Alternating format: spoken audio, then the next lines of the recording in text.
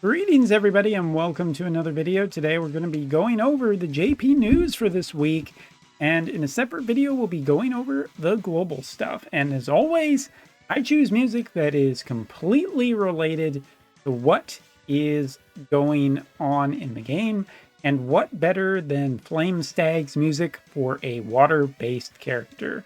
Alright, we'll come back to this in a second. Let's just kind of go and talk about some other stuff that's going on. Going a little bit further back, first of all, there is a Portal update app, or a Portal app update, I should say, where some rewards were given out for JP players, skip tickets, a multi-ticket. It was something going on there, and I'm sure that it was very fascinating. Continuing on, there is some events going on this week for JP, starting on the 19th with limited Guild War, with certain cost reductions. If I remember scrolling down, I think it was like 250 cost. Certain elements getting bonuses and whatnot from the 19th to the 28th. Yeah, 270 cost for units. And that's going to be a little bit important for something that we'll be talking about relatively shortly. Next up is Ashes of the Apocalypse. Ashes of the Apocalypse will be getting a story update. And there's something interesting going on with this one that we're going to circle back around to. As you can see our new version of a character that will be added with this. You basically saw her little news update at the very beginning here. There is some 6-star equipment. Noticing, though, that the map for this next little bit is focused around water elemental characters, and with great swords, bows, and fists. And guess we can talk about this in a second. Class match is coming back for JP. It will be focused, looks like Human Killer up by 20. So machine-based characters may be getting a little bit of a bonus, and everybody's just going to be murdering everyone. 250 cost or lower, which is definitely a pretty, it's a fairly big restriction. You're going to have to be thinking about who you really want. 9.2 update for JP will be coming with the big upgrade for all the old vision cards, basically going from 4-star up to this new Elder Awakening, which will give some extra bonuses for these vision cards, not just stats, but by the looks of it, yes, also some stats going like Ifrit.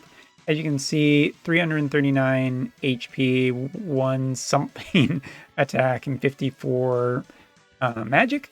In the preview window, we can see here that it goes up to 436 HP, 159 attack, and 64 magic, which isn't necessarily like nothing. That is a fairly big bonus towards an offensive VC that will make old VCs just a little bit better. So kind of nice to see. And as you can see, there's another new piece of thing. And yes, piece of thing is exactly how I'm describing this, because this is another thing that we will need to get to upgrade these vision cards. And at this point, I'm not really terribly shocked that there's something else to get. Money Train's got to keep making money somehow from Wotv. Also, I do believe that this is going to be the update where you will be, like, how do I put this? Affinity bonuses for, like, espers and whatnot should be a thing of the past with this update, unless I have completely forgotten something. But as you can see here, from now on, you can set your rank for each one of the characters, which is kind of interesting. I'm curious as to what the benefits potentially could be if you're, like, fine-tuning stats. That's, like, so meta that I'm not even going to personally think about it myself. But yeah, we'll have a bigger preview of what this is like once it is out.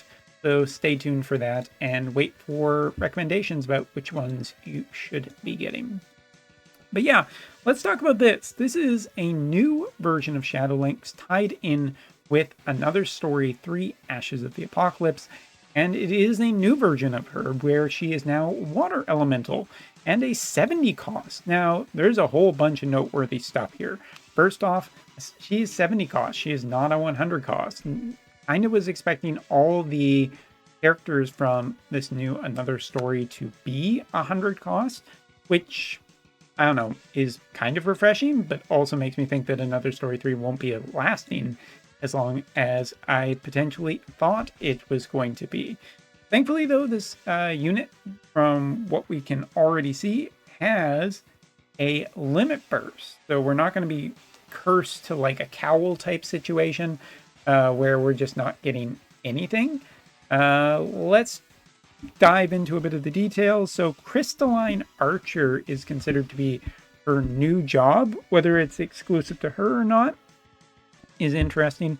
I also don't remember anything saying that she was she is a festival unit, but she's not limited. So I don't know. Stay tuned for more details about that. We'll see. Sorry, Crystalline Archer is her main job, Hunter is her secondary, and Axe Knight is her third. Axe Knight, pretty nice job. Hunter has some status effects and stuff that's kind of interesting, so we'll see. I'm assuming that Crystalline will probably have a good way of reducing skill activation time, which could make Hunter decent, in my opinion. Not amazing, but decent. Now, talking about her limit burst, damage large after a certain percentage of the target's AoE resistance within for 3 turns, I should say, also gives a damage reducing effect for 3 turns too. So already a couple things that are interesting here. She has AoE Defense Shred, which is pretty good if you're running her on a team with any characters that are using AoEs. Then this is particularly pretty nice.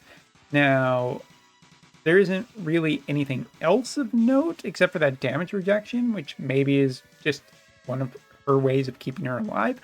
It says an effect, which makes me, it's not listed as a barrier.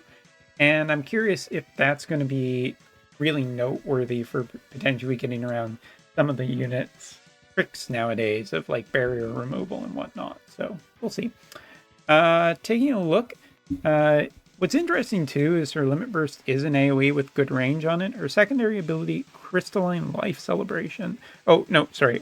Blockade Attack is another AoE. Damage large to target within range. Seals debuff effects for 3 turns. Now, first of all, AoE could catch multiple ones, but if this is just an ability that completely removes the debuffing capabilities of other units, that could be potentially quite strong, seeing that some characters, have quite a few debuffs on them. And I'm wondering as to exactly how far this, like, what exactly is considered a debuff could, technically, like, hey, I reduced your ability to just destroy my barriers could be considered debuff, although it's probably related to stat debuffs and whatnot. But still, kind of cool, kind of interesting, and pretty unique for her. As for her bottom ability, Crystalline Life Celebration. Increase single attack resistance and critical damage of allies within range 4 turns. Recovers AP for 3 turns, which is interesting. The AP recovery on here is not listed as a specific amount. Like, it's not listed as Bell's type or any type of size, which could mean that it's just a set amount per turn. So I'm curious to see what that number is. Reduces target's